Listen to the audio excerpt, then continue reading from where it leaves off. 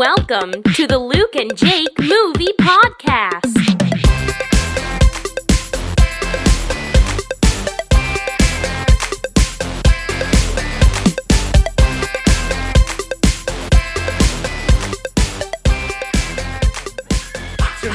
And I was gonna.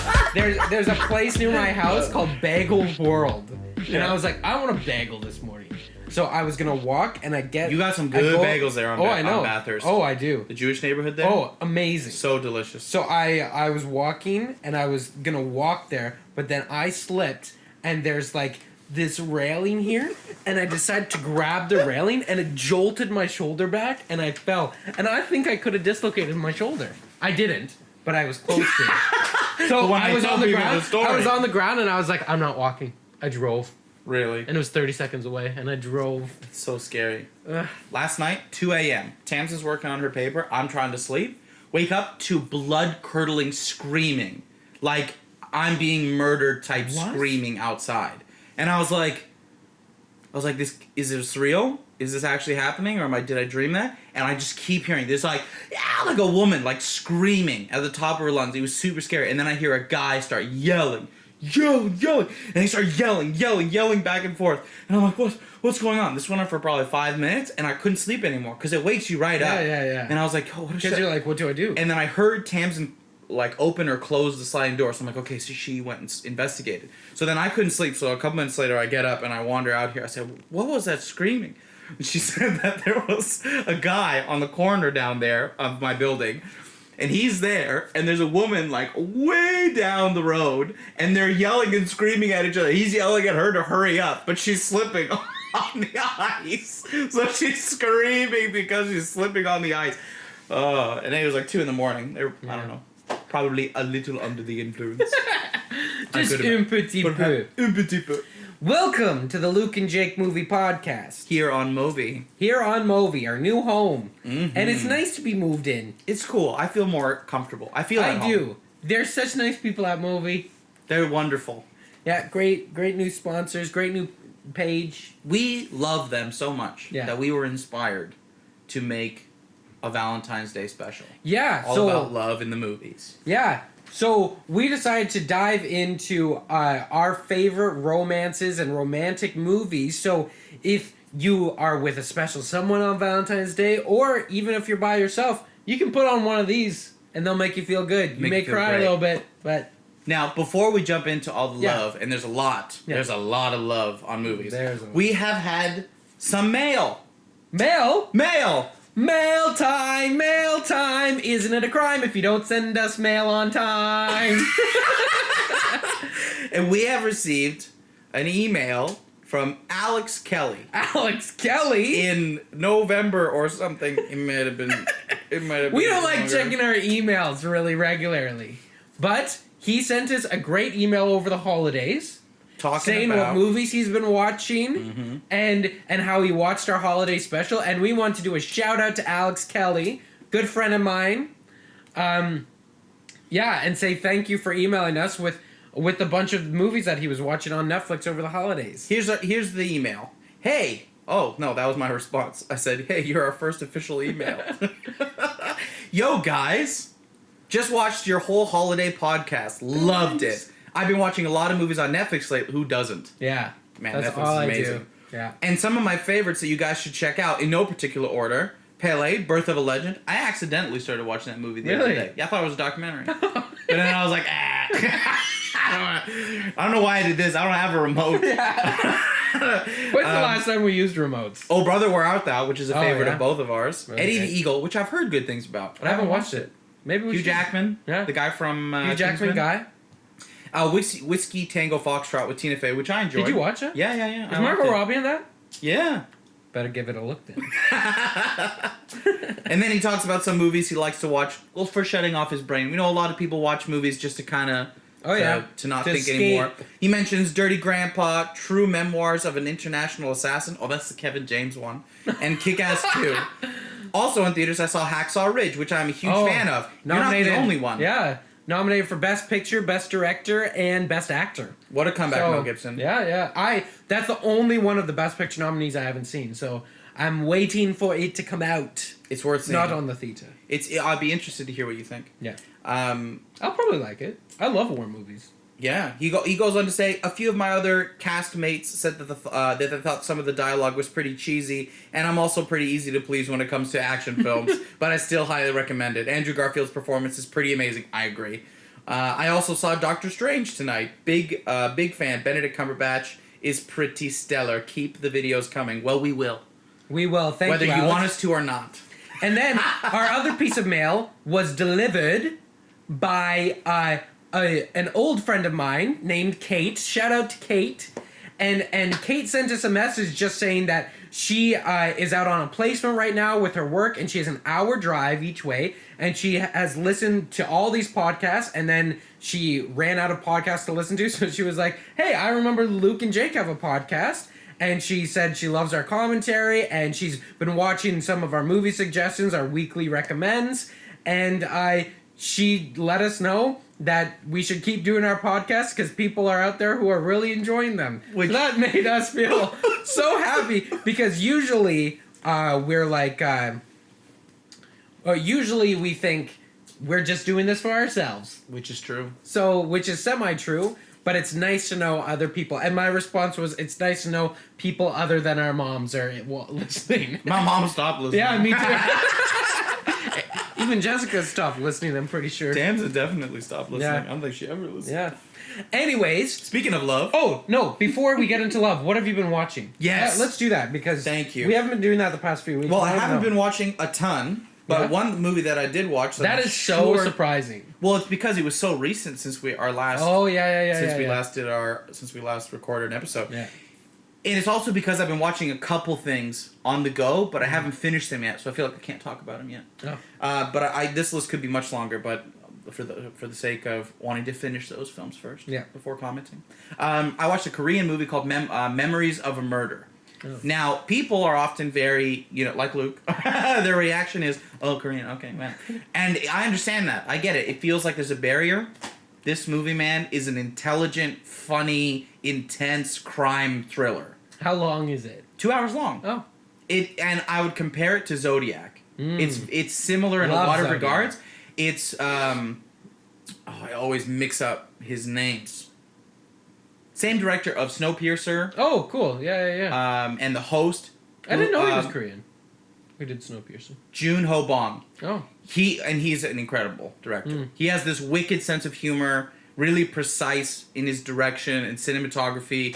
The humor is so funny in the midst of this horrible serial killer sort of situation. The way that they implement the humor into it is amazing. I couldn't be happier with it. And it came out 4 years before Zodiac. Wow. And there's a lot to it, and the ending is really good. I want to watch it then. I love crime movies. Dude, that's why I thought of you. I love killer movies. I also rewatched a bit of Samurai Jack because a new season of Samurai Jack is coming out in March. If you didn't watch that as a kid, when I watched it as a kid, I remember it was the most different TV show I'd ever seen. You'd be like flipping through, and if Samurai Jack was even in the middle of an episode, I would stop and I would sit and watch it. Almost no dialogue. Just all about the artwork and about the sound design and about the action. There's no cartoon like it. They're all on YouTube. Yeah. So you can go watch them right now. I think it might even be on Netflix. Check it out before the new season comes out in March. If you're a fan, even if not, just check it out. It's different and it's beautiful. It's a ton of fun. It's been 13 years since it ended, and now they're coming back with what they're calling the final season. And it looks intense. So interesting. There's a trailer, and yeah, it looks cool. Even me, I'm not a huge fan of it, and the trailer, I was like, this looks awesome. Yeah, man. What have you been watching? Yesterday I watched Eastern Promises for the first time. Oh, yeah. That's a movie that deserves a sequel. Holy crap, the way it ends. They've been talking about it for a long time. Yeah, and apparently they're going to do it. You know what made me so happy about Eastern Promises? Is it was funded partly by Telefilm Canada. Did you know that? It is it is hailed as a Canadian movie. I didn't know that. Yeah. That makes me happy. And one of the main producers on it is like the biggest Canadian producer. I love that decided movie. to put it together. Viggo Mortensen. Viggo's amazing. There's a naked knife fight in a sauna in like a steam room. Yeah, talk about a fearless guy. Talk about balls.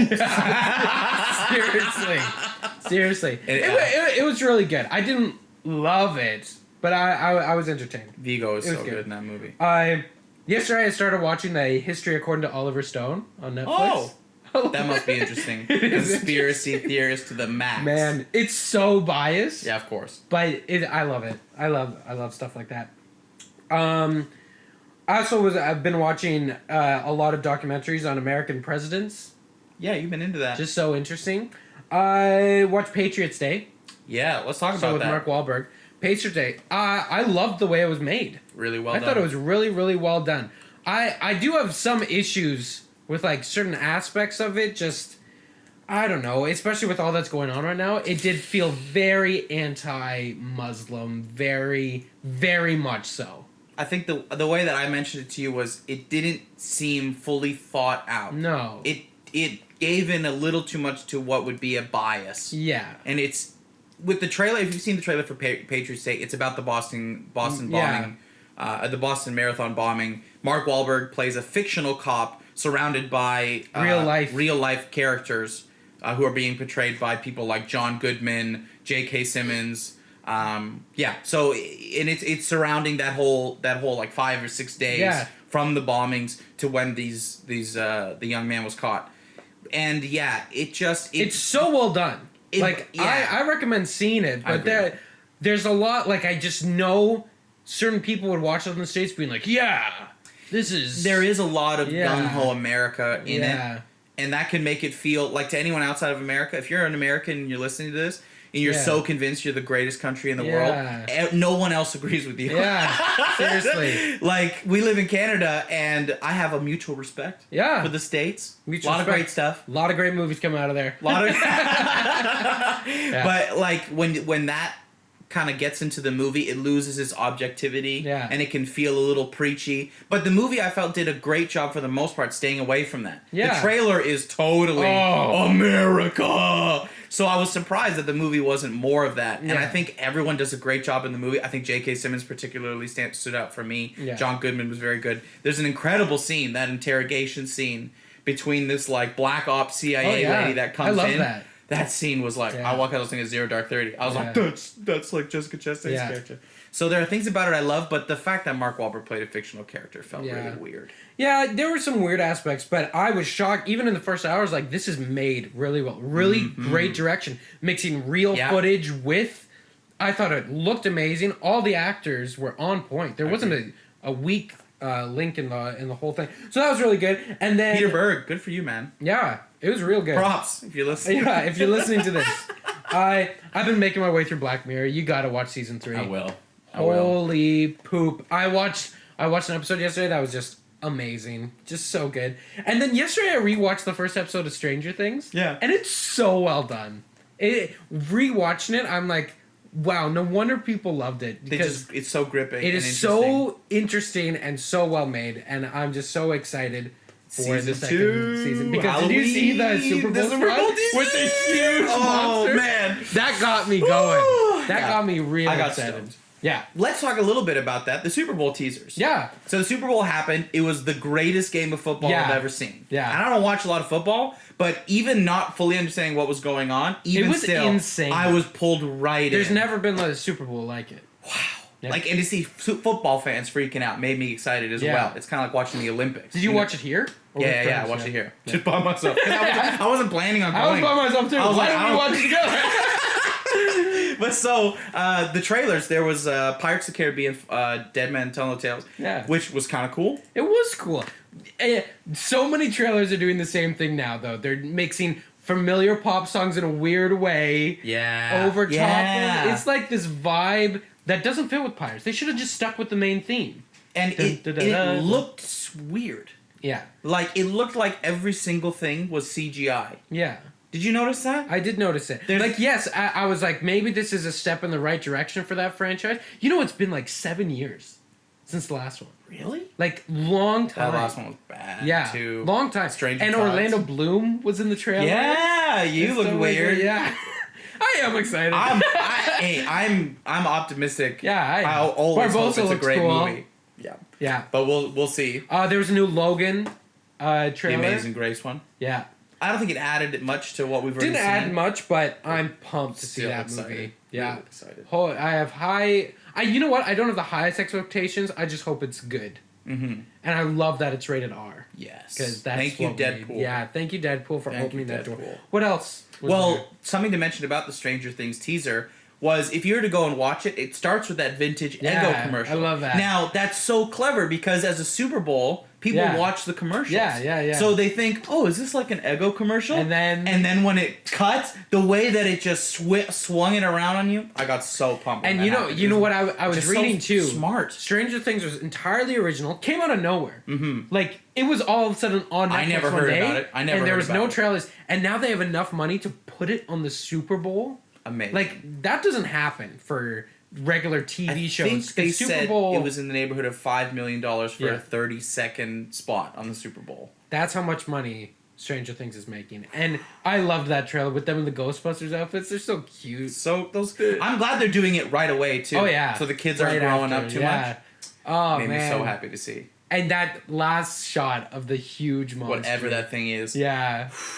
What else? There was a Fate of the Furious. I didn't watch it. Stupid. I didn't watch it. I honestly can't take it, guys. No. I can't take it. No. Wait, there's a couple other things before we'll get into our main topic. Our main topic of romance. There was a trailer for... There was something else. A trailer for... You know. Well, it couldn't have been that important if... I guess but not. two movies that are soon coming out. John Wick 2. John Wick 2 and Lego Batman. So, I'm excited to see both of those. Yeah, I'm going to go see both. Yeah. And you should too. Yeah. Movie romances. What episode is this? Episode 20-something? 20-something. I think so. That means we probably had thousands of views. Thousands upon thousands. Dozens. What makes a good movie romance? There's a lot that goes into it, I think. And I'm always happy that growing up, it was so funny because my mom, if there was a romantic scene, so if there would be a hint at a sex scene, it'd always so awkward with your parents watching a movie. Oh, just the words. So you feel the... Now, I would experience that with any level of romance because my mom right away would... Cut. She was super conservative about it. She would never want to see that on screen. But for some... I love the story. Which one? Titanic? Oh, okay. I can tell that story this too. Is a good story. One about my mom's reaction. Yeah, okay, so my mother's very in touch with her emotions. And it's funny because, if there's a kiss, it's cut. But other things, she can get very emotional about. So we were watching Titanic as a family. Because I love Titanic. We'll probably talk about it later. Yeah. And at the end of the movie, if you haven't seen it, I'm sorry, whatever. So the old lady is Rose explaining her story, right? And so she says this incredible line in the movie that is so cheesy and silly to a 14-year-old boy. I think I was 14 or 15. She says, "A woman's heart is a deep ocean of secrets." And watching as a family, I'm like, because I think that's the cheesiest thing. And my mother goes, "Shh, quiet." And it's just so into it. My mother so rarely would rebuke like that. So it was so funny. There is something. So there are two movies. It touches you. It does something. There are two movies that actually do something to the female psyche. That There is something about Titanic that Leo and Titanic. You make any girl watch that movie, she falls in love. Love him. There was just something about the way that movie's made. No wonder it's the second biggest movie of all time. There were clubs that formed when that movie came out to go and continue to see it every week. Because that's the power of romance. People, guys and girls, there is something so charming about watching a great love movie, a movie about love. And almost every single movie has elements of love. It has to. That's a lot the of biggest movies human emotion. Yeah, and I'm surprised that with having such a conservative upbringing that I'm so super in touch with that. I have no shame at getting emotional during a movie or feeling something during it, and I'm always happy that that is the case because so many movies are so effective at toying with your emotions in all different kinds of ways, but most of all with love. But we were also kind of different. That's true. Come on, you're what, 24? Yep. You're married. And I'm 23 and I'm getting married. That's true. That doesn't happen anymore nowadays because we were raised. We've always been kind of romantics. That's true. We've always been even when we left the girl in grade 4, it would be Am I going to marry this one? Is she the one? We had a crush on the same girl. Oh. I was in grade 6, she was in grade 6, and you were in grade 5. You were the younger man. I was. And she No, it was would... a bit younger than that. No, Grade 4 and 5, I think. No, because we had a thing in that grade that we were called the Sixers, because we were in grade 6. Okay. It was grade 6 and grade 5. Okay. And for the first half of that year, she was Claire, you know who you are. She was with me. Probably listening. She's married. Yeah.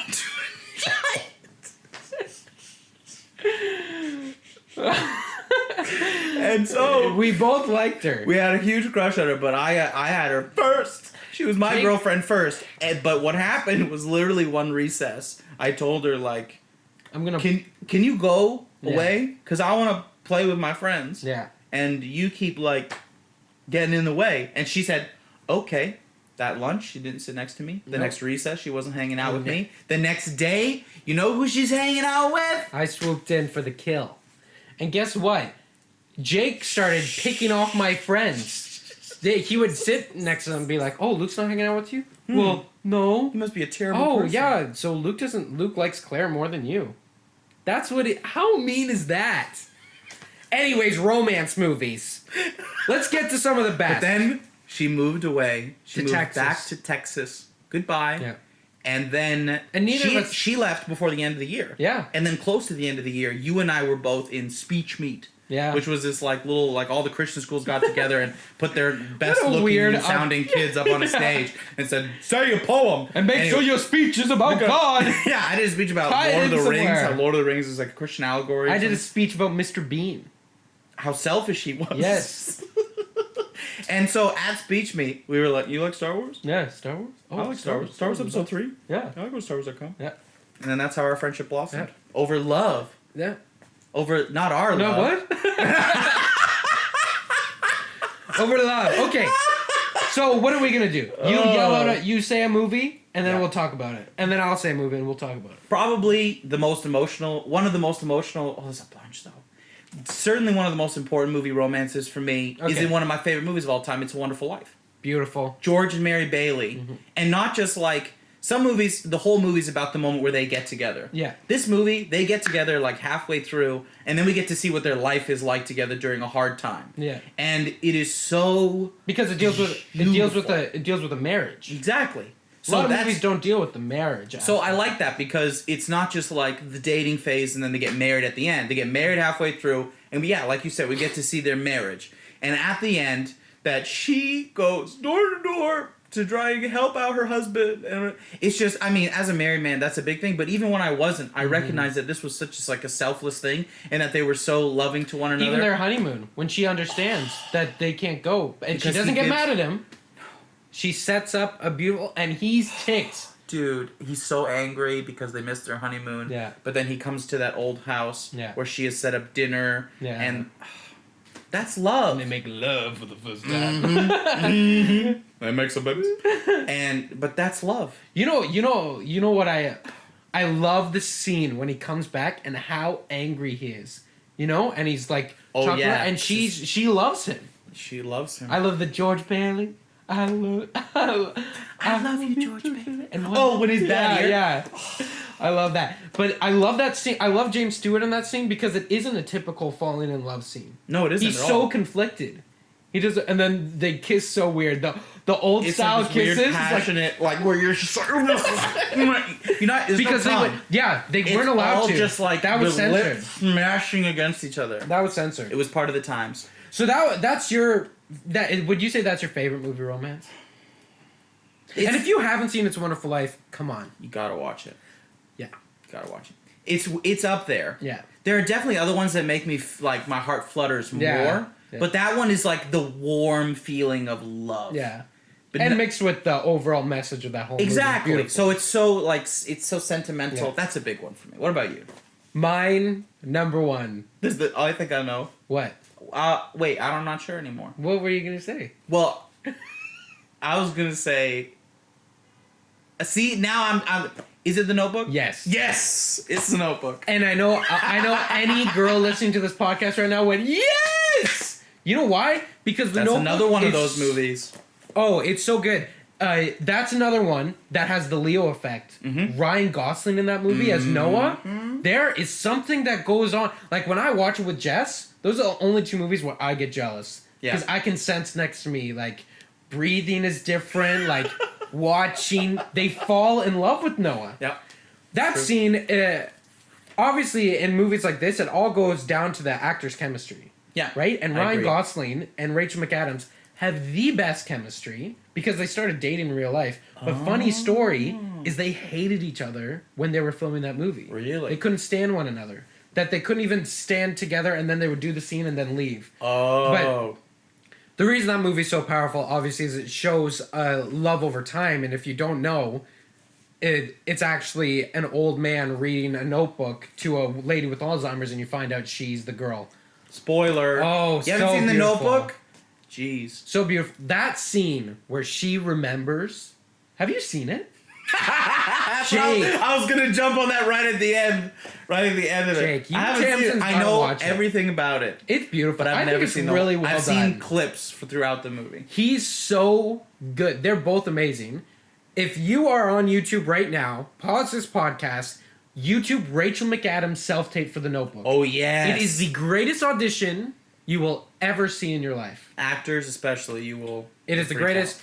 And anyways, that's my number one. I think it's the most beautiful movie. It makes me just cry. It is so well done. Oh, why didn't you write me? I wrote you a letter every day. So what's interesting about love stories and movies is you have different kinds. You got those like The Notebook, where it's about, you know, this couple coming together and it's romantic. You have like the really warm sort of love story, like It's a Wonderful Life. But like with the end of Notebook, there's a lot of romantic movies. It's also about heartbreak. So there are some movies that have some romantic things, but it's totally devastating. Yeah. Braveheart. Yeah. I thought about it like there's a movie that every decision the character makes throughout that movie is about that love he felt for that woman. But that romance ends at the end of the first act. Oh, yeah. Because spoiler, they kill her. So William Wallace falls in love with this. Same with Gladiator. I was gonna say the same thing with Gladiator. There are these movies that they have this love story that's beautiful, it's heartwarming, and you feel for this couple, and you feel even more because that love is ripped apart. Yeah. Right? And that's a whole other side about romantic movies, is Yeah. that. And I just thought I'd bring that up. Yeah. Because Braveheart, that is a beautiful That love is story. beautiful. Where they knew Yeah. each other as kids. Yeah. She gives him the flower. He keeps the flower. Right? They fall in love. They secretly elope. But then that scene where Where that guy comes into town. you just want to you feel because you're angry because their love is so pure and wonderful. You know what? Even I know we've only touched on 3, but all these movies have to deal with, which I love. I hate romantic movies that don't deal with conflict. Yeah. Relationships are all about conflict. There's constant compromising and trying to figure out what the other one wants, and there's bickering. And It's a Wonderful Life, they bicker. Yeah, they do. And same with Notebook, she gets engaged to someone else because it just is and they fight like hardcore, and that's what makes it real. Yeah, that's why I love these type of movies. Another heartbreak, Moulin Rouge. Yeah, I was hoping you'd bring that up. Oh my gosh! If you haven't seen Moulin Rouge, this isn't a spoiler because in the first 10 minutes, the main title guy, Ewan McGregor, says the woman I love is dead. He's dead. But you forget that. You forget it, and you watch this whole beautiful romance with music. About this, like, pure, like, idealistic young man who believes in love more than anything. I believe in love. And who does he fall in love with? A prostitute. Yeah. So it's like the one person who cannot return your love. Wow. And all the conflicts and the heartbreak that go into that movie. El Tango de Roxanne. Roxanne. It just rips you apart. Why does my heart cry? Feelings that part gut-wrenching. You're free to leave me, but just couldn't don't do it. deceive me. Come what may. Yeah. Music. Man. Is so good at communicating love. If you watch any of these romantic movies, the romantic scene is never sans music. It needs the music to heighten the emotions. Because music is love. While we're on the idea of heartbreak, though, there another really good one, Atonement. Yeah. Well, that's just like I'm sorry, nothing you can do. Yeah, like, that one. But if you haven't seen Atonement, that's a really strong movie. It is a really powerful movie. I really like that one. It's not about love, though, just so you know. But it's romantic. It's a different kind of romantic. It is. But it's not going to make you feel good. That's the truth. Yeah. You will not feel good. Whew. Atonement, that's a trip. Yeah. That movie's... That one long shot that's in the movie is amazing. Dunkirk. It's amazing. That's Dunkirk. Really? Yeah. Dunkirk. That's the beach of Dunkirk. Going to Dunkirk. Going to Dunkirk, son. Christopher Nolan movie coming out. Woo! All right. Oh, man, there's so many different kinds. An interesting type of love as well is unrequited love. When you have a character who loves someone so much, but they don't love them back for whatever reason. Yeah. And I think one of the purest examples of that is WALL-E. Yeah, I wrote that down. WALL-E and Eve. That makes me so happy. Because there's an example of a movie where you have this little robot is in love with this, like, it's like PC and Mac. Like, this like, junky little old computer is in love with this brand new, pristine thing. And he's trying so hard to impress her. He's being selfless. He's being selfless in every way until then finally at the end she realizes, oh, like, that's what he wanted all this time. He wanted to hold my hand. And she didn't realize it. So beautiful. And then when she goes to do it, he says, no, we got to put the thing in the boot and the thing. And the whole dancing scene. It's beautiful. When she watches and no words, what he did for her. Words. What he watches what he did for her. And along that line, Pixar is a master at certain things like this. Especially that I think is like their number one love story. I think those two. And then Up. The first 10 minutes of Up. Holy, that's one that gets me. First 10 minutes and last 10 minutes. Movie as a whole isn't my favorite, but the first 10 minutes, you can't watch it with someone you love. Because if you're sitting next to them, you will just lose it. I could start crying right now thinking about it. It's and the last 10 minutes, when thanks for the adventure, go have a new one. Go have a new one. That's not fair. Oh my gosh. That's not fair. It is so beautiful. There is that one I have a star next to. Up. I'm putting in 2 more stars. And then like talking about animated movies like Disney, people would say, yeah, those are huge romances. Like you have Beauty and the Beast, you have Little Mermaid, you have Lion King, these are all Disney always deals with themes of love. They string the love story through there no matter what. Yeah. So while those don't really affect me as much as other ones, but definitely Pocahontas. Pocahontas is a good one because there's sacrifice there. Yeah. They can't be together. I love that. The Pocahontas 2 comes and ruins the whole thing. Everything. Thank you, all Michael of those Eisenberg. straight to home video Disney sequels. Do you know how many of those are? There's a Lady and the Tramp 2. There's a Cinderella 2 and 3. There's a Mulan 2. Beauty and the Beast Enchanted. That was actually not the worst one. It's pretty bad though. And always the animation sucks. Yeah. Lion King 2, Simba's Pride. Lion King 2. Thank you for that time, Disney. Who did that? Ed Eisner? No, he's the good guy. Michael Eisenberg. Eisenberg. I think it was him, yeah. I don't know. You know who you are. Yeah. You feel that shame. Well, he'll be comforted by his millions. Yeah. You know what I wrote? What? We're awful romance. Which one? Padme and Anakin. What a dumb romance. That always weirded me out. Never made sense. Episode 1, I'm like, there's an age difference here. Mm-hmm. And that matters to a kid. And then, like, right away... I remember being so ticked off that Claire was interested in you and you were just a year younger. Yeah. And it was so weird, especially at the start of Attack of the Clones when he's like, I'm so nervous, Master. I remember that was weird. I'm like, I remember why? As a kid it was weird. I'm like, why? You guys didn't have anything. It was just like a brother and sister sort of deal. Weird, man. You're like in the same class. I don't know. It was weird. But speaking of that, I think another aspect to movie romances that is interesting is young love. So a great recent example of this is Sing Street. There's an example of these 2 young people falling in love, and it's your first love. That's what those movies are about. In the band. I love that movie, dude. Every scene that builds towards their relationship and their love story to that just climactic. I actually think that movie's perfect. Screaming, yelling, happy type ending. It's so perfectly done. It gets this perfect idea. This young love is this adventure, and you're getting to know each other. And there's she goes away at one point. You don't know what's happening. She's dating that other guy, but then when it all comes together in the end, it's one of the happiest endings I've ever felt at the end of a movie. Oh, because you have the brother's character which is a huge thing. A huge part of that movie is the brothers. You know what? That's what always irks me so much in a movie when you see one character love another, and they don't really know how much unrequited love, and then they're with someone that you know they shouldn't be with. It's the worst. And when she's with that guy, and he just sees them together, and you're like, that sucks. It sucks. Just the worst. Ugh.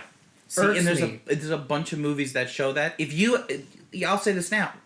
Comment below your favorite movie romances, but also the worst. Yeah. I think that's. I wish I had thought about that more. You know what one's really weird? I know a lot of people love this movie. Love Actually. There's some nice romantic parts of that movie. Don't get me wrong. But it's also weird. But there's one where I forget what it is. One person gets married, and then her best friend loves with the signs. Her with the sign. That's bad. She just got married. Super Honest Trailers. Yeah. Did a breakdown of it. That this is actually weird. Yeah, it's wrong. I don't agree. It's weird, man. Yeah. Moving on. That's young love, first love. You know what movie that I wrote down that I haven't watched it in a while, but at first it really gave me the feels romantically was Slumdog Millionaire. I was thinking that too. When he kisses her on the scar.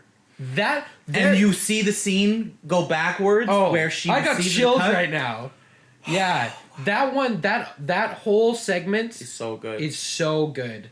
It's perfectly done. It reminds me of La La Land. Yeah. In the end there with I was waiting for you to bring that up La La Land. whole You know how I say it now? La La Land. La La Land. Not La La Land. La La Land. How annoying is that? Yeah, that if is someone annoying. started saying that. Best movie year? La La Land. I still can't believe that La La Land. Michael Keaton said Hidden Fences. I looked it up. Isn't that just horrible? It's so funny. Oh my gosh. And you know what's bad is it wasn't just him. It also happened on the red carpet, talking to not John Legend to Pharrell because he did the music for one of them, Hidden Figures. He did a song for Hidden Figures.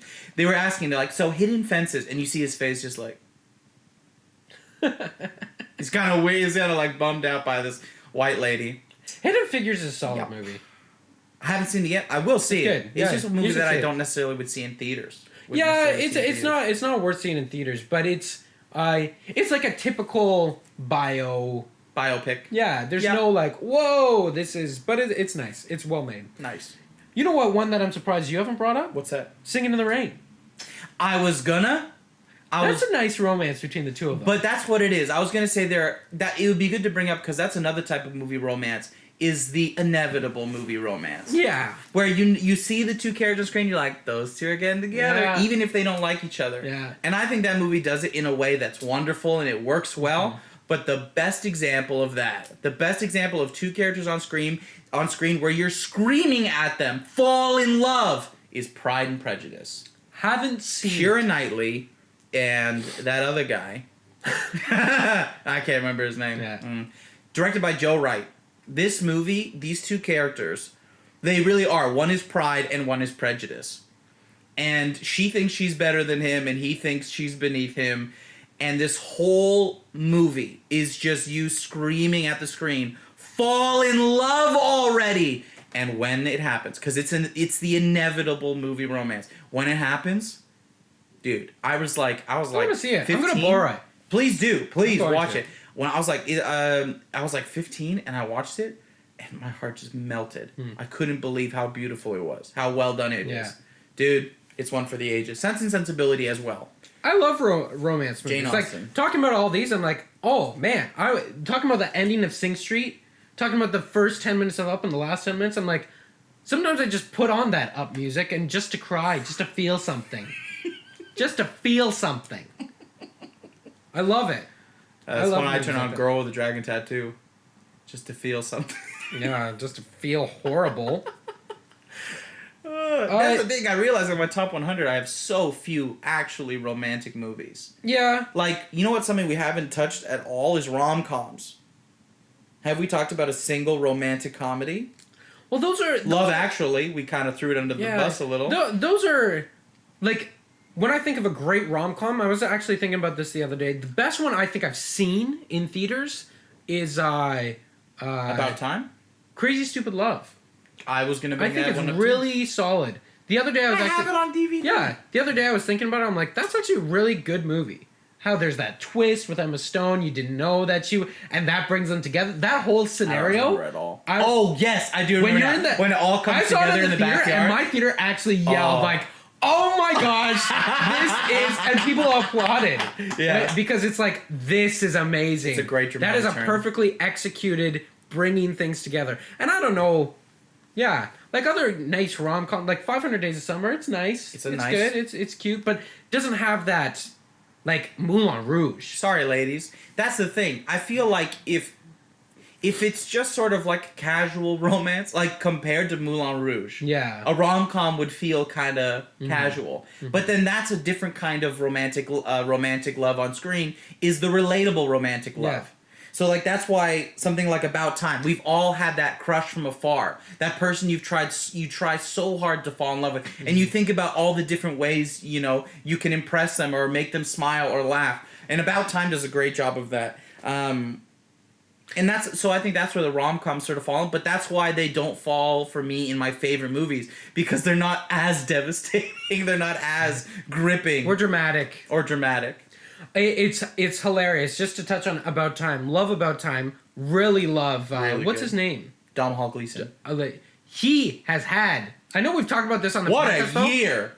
What the last 3 years has been just nuts for him. And his dad is Brendan Gleeson, who's one of my favorite actors. Who's Mad Eye Moody. I know for a lot of people they just went, "What? Mad Eye Moody is his dad?" Yeah.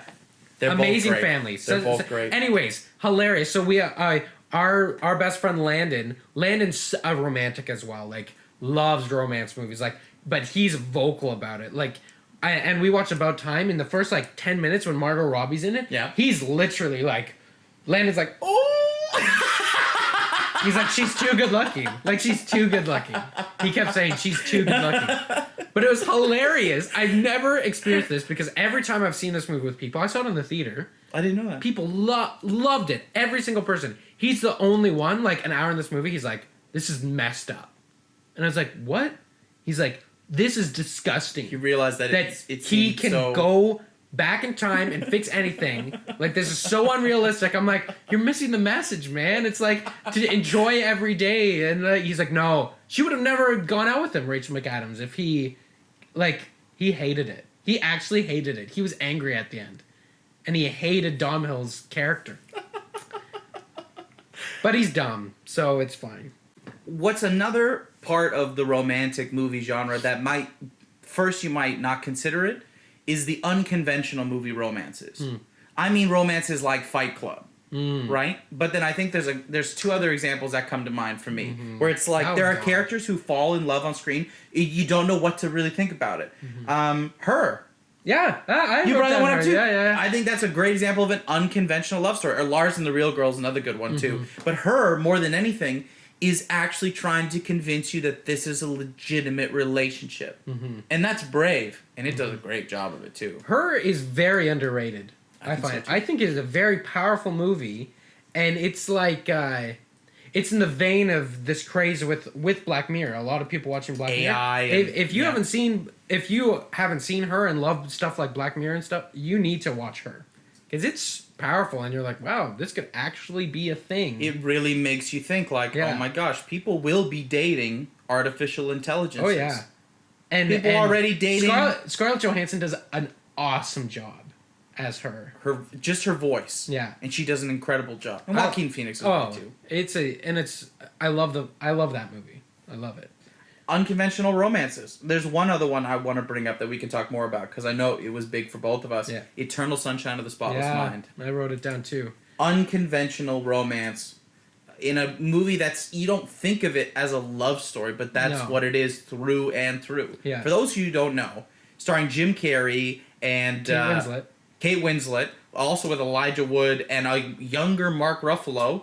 And Kirsten Dunst. And who's that? And Tom Wilkinson. Yeah. Great Amazing cast. Directed by Michel Gondry, written by Charlie Kaufman, who's probably the greatest screenwriter of our time. And it's a movie about Jim Carrey, Kate Winslet. Their relationship has fallen apart, and he goes in for a procedure to have her erased from his memory. Because he finds out that she had the procedure. So the whole movie is us going through those memories with him as he sleeps, as they're doing this procedure on him. And within his memories, he decides he doesn't want these memories erased. So he tries to hide her within his memories because and the whole he movie, realizes he's going to forget her. This whole movie is a psychological maze. And it's unbelievable. Yeah. How great it is. I think it's thus far, it's one of the best movies that we've brought up today. If you haven't seen Eternal Sunshine, you got to give that movie a chance. Like, I wanted to talk about the ending, but I feel like it's not worth it because the recommend is so important. If you can see that movie, I don't want to spoil the ending. Don't spoil, and the beginning, and just that, all that, it just goes, it just is, it's a powerful, powerful movie. It's the breakup movies. Yeah. You know? 500 Days of Summer is the same way. Yeah. The Breakup. I heard that was a movie. I don't know anything about it. Jennifer Aniston and Vince Vaughn. And Vince Vaughn. I heard that one was sad. Vince Vaughn. Ugh. You don't Jennifer like Aniston. Well, now that I mention it, I like Jennifer Aniston. I don't like either of them. Come on, man. How can you not like Jennifer? I don't like Friends. Which means he has no heart. Nothing here. Nothing. But Eternal Sunshine, so good. Wow. Jim Carrey's so underrated. It was a movie that I remember. It still gets to me, certain scenes. Oh yeah. Because it's a lot about memory. Yeah. And going through your past and what do those memories mean to you now? And when that comes to love and relationships, those have had an impact on who you are today. Mm-hmm. And a movie is making me think about this stuff. Well, could you imagine erasing someone? Could you imagine? Oh, erasing someone from your memory. Gone. Erasing. Another unconventional love story, King Kong. Yeah. Bestiality. You know what? I actually like King Kong. I actually really do like Peter Jackson. It's too long. He spends too much time with the CGI dinosaurs. Should have been Philip Seymour Hoffman. Jack Could Black you imagine? that movie for me, man. He's not good. You just can't. Have you ever seen The Holiday? It's a rom-com with Jack Black. Jess and I couldn't get through it because you can't take him seriously. Not for a second. Oh man, like no, I love him in certain things. Jack Black, obviously, he's funny and he's clever, but he can't do drama. He feels like he's acting in the scene. Yeah, and that's you can't. He's not like a Jim Carrey. Jim Carrey's so good at drama. Yeah, he's so good at playing a real person. Eternal Sunshine, so underrated, and Kate Winslet's amazing. I have an honorable mention. Bring it on. That's not a movie. What? Oh, it's a TV show? Yeah. What is it? I think one of the strongest relationships that has all these aspects is Jim and Pam on The Office. Mm-hmm. I remember because we actually watched The Office as it was coming out. Yeah. Yeah. Which is crazy to think. Like that and Lost were the last two movies TV shows. Well, besides Westworld, but I'm not actually watching that while it's on. Yeah. But the traditional way to watch TV shows and this is the last year. I know we've probably mentioned it before, but there's been a craze in The Office, like huge resurgence because of Netflix, and I got to see Jessica go through the waves of Jim and Pam, especially in the second season when she's with someone who you're like she can't be with, and Roy. He loves her so much, and I love it. I think, and I also wrote down Michael and Holly. I'm really glad you brought these up. That's because that is relatable. Mm-hmm. I think it's done the best. It's done the best out of any TV romance I've ever seen. Jim and Pam, like during the final seasons, I don't even know what happens to them because I stopped watching it. But sucked because they became the main characters. Yeah, so it kind of made it weird. Whereas when they were this side character who you're all rooting for, that's another inevitable love story. It's and something that's not so like I just love the aspects of it. I love when he proposes and they don't even try and write a scene and it's just at a gas station and I love that whole thing and I love their wedding.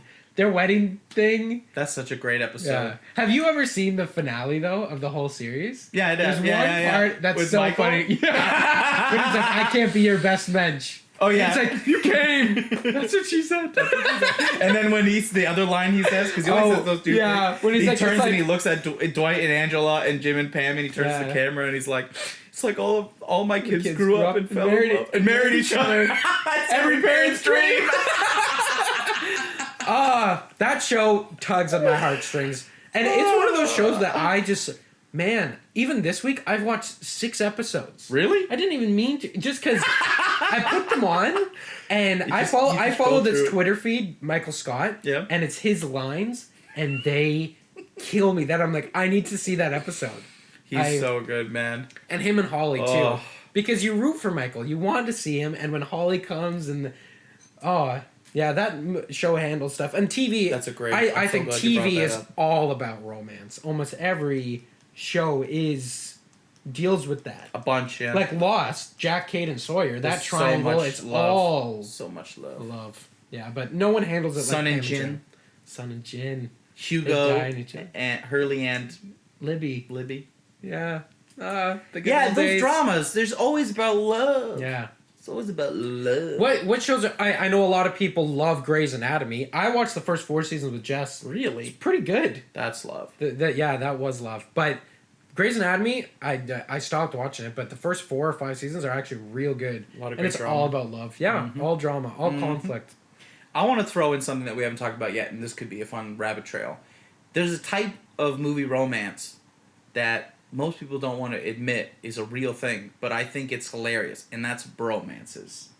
On-screen bromances. And my favorite on-screen bromance... Let me guess. Heath Ledger, Jake Gyllenhaal? We didn't even talk about Brokeback Mountain. I just kidding. There's that too. Have you seen Brokeback Mountain? Not the whole thing. It's great. I've heard great things. Holy crap. Really dramatic. Heath Ledger's amazing. Don't put your phone there because then it sounds... sorry.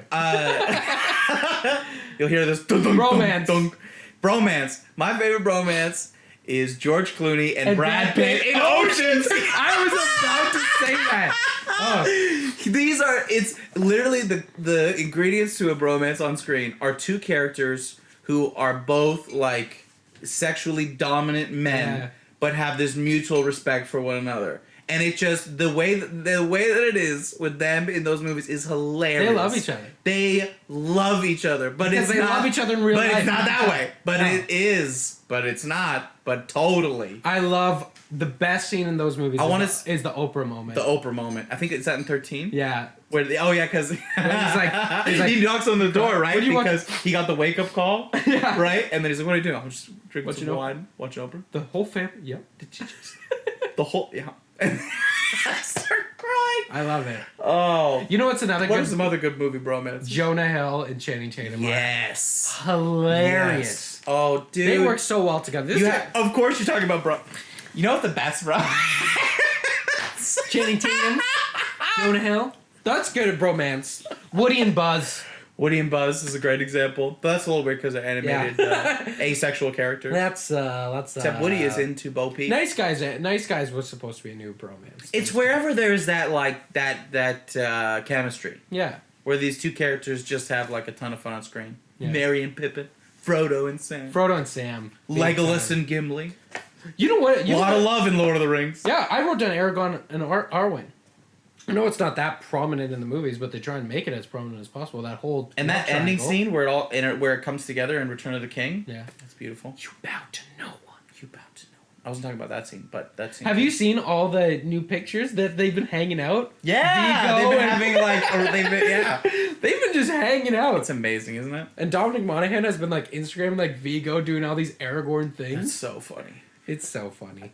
And so I wanted to mention romances, but just before I hit what for some reason I'm so vulnerable to this movie and its romance, and that's Tangled.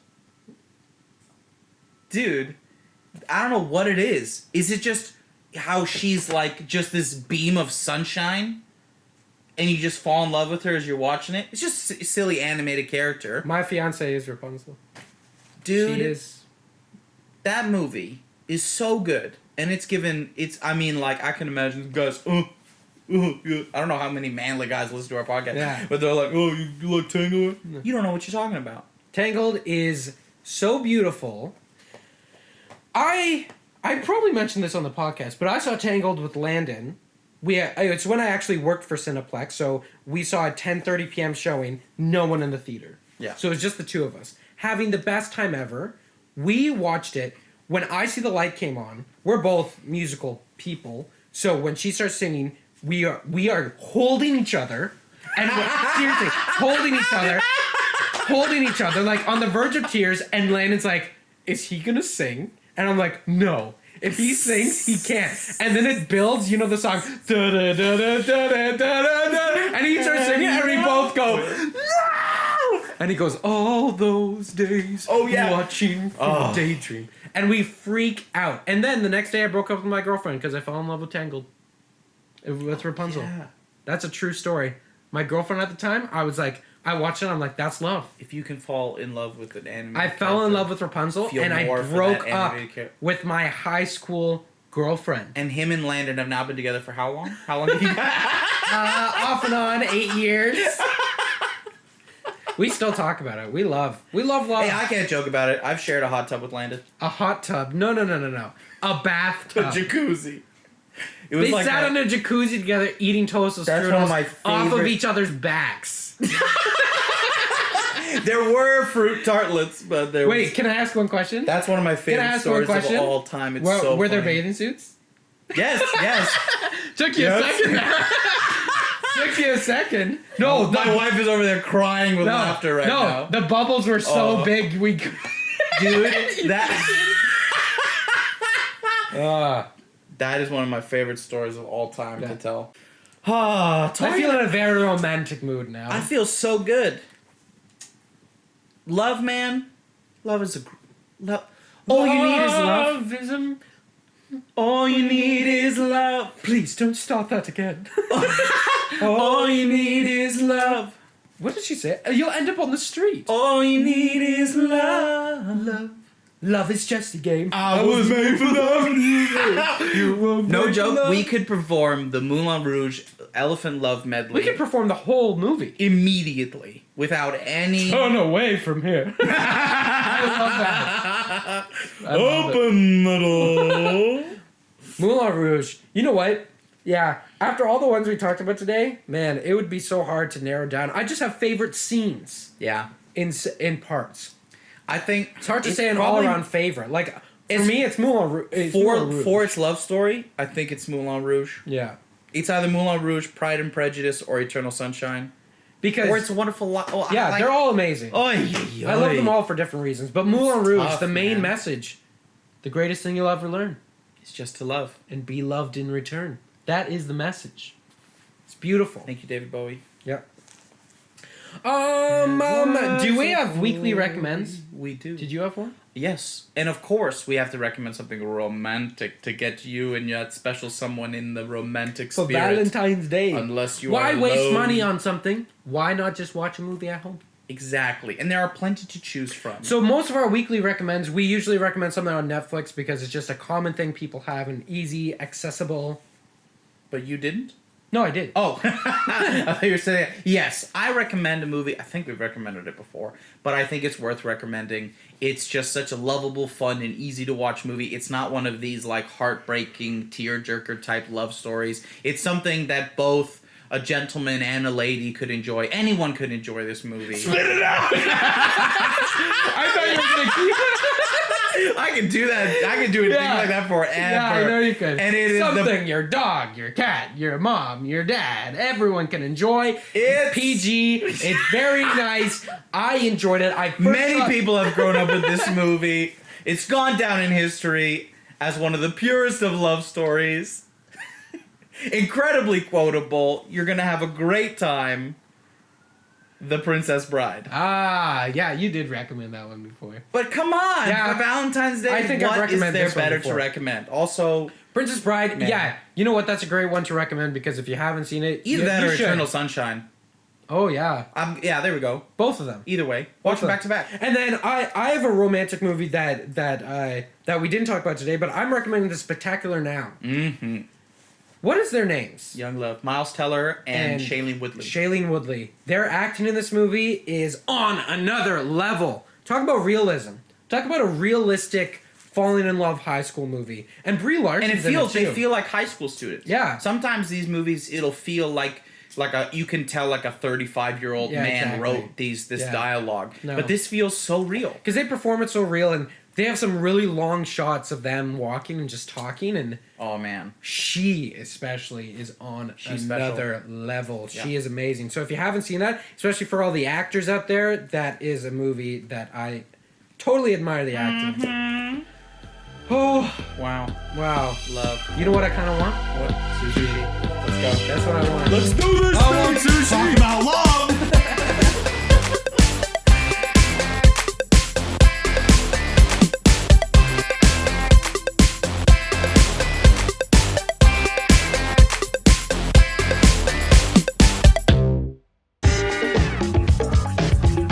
Thanks for watching MOVI.